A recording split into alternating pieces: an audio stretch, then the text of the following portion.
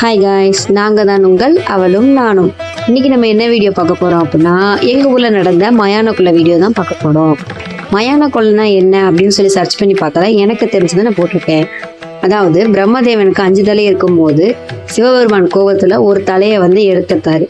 அதில் சரஸ்வதி தேவி சாபம் விட்டதில் அந்த ஒரு தலை சிவனோட கையோடே இருந்தது. அந்த என்ன சாப்பிட்டாலும் செஞ்சாலும் அது சிவனுக்கு போகாமல் அந்த தலை சாப்பிட்றதுனால அவர் ரொம்ப பிச்சை எடுக்கிற அளவுக்கு போயிருந்தாரு. அதை கண்டு அங்காளம்மன் என்ன பண்ணுறாங்க, அந்த தலையை சுடுகாட்டில் இருக்கிற மயானம்னு சொல்கிறோம் இல்லையா, அங்கே அதுக்கு பிடிச்ச சாப்பாடை சதறும் போது அந்த தலை சாப்பாடுக்காக போயிடுது.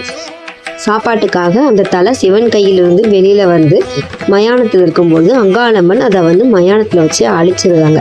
அதனால தான் மயான கொள்ளைன்னு சொல்கிறாங்கன்னு சொல்லி நான் படிச்சிருக்கேன். அது உண்மையா இல்லையான்னு எனக்கு தெரியல. நீங்கள் தெரிஞ்சால் கொஞ்சம் கீழே கமெண்ட் பண்ணுங்க. வாங்க ஃபுல்லாக பார்க்கணும். அப்படி என்ன பெரிய ஊரு பெரிய திருவிழா, எல்லாரும் ஓவரா பில்டப் கொடுக்குறீங்க? எதுக்கு எல்லாரும் 10 நாள் பந்தோபஸ்து போனா?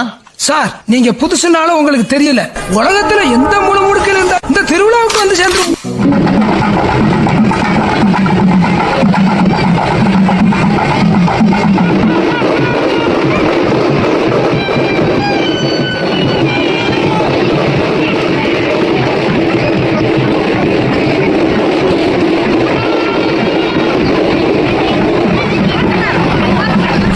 அம்மாவை சமஸ்தானத்து குலதெய்வம் ஜக்கம்மாவாவே பார்த்தாங்க.